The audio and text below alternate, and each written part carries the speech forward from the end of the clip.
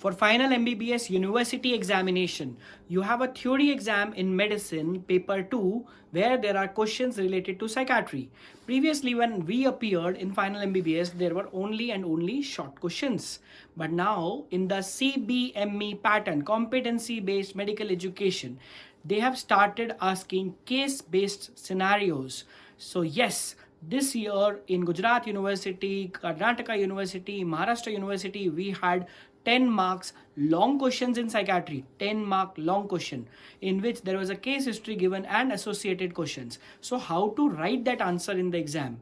We have created model answers and not just notes. You will get the PDF notes attached.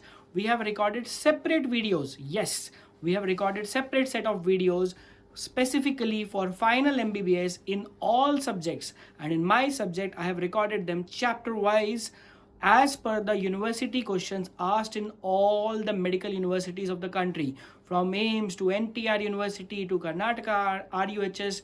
Every particular university we have covered, and this is going to give you an ace for final MBBS university exam, not just passing exam but go for the gold.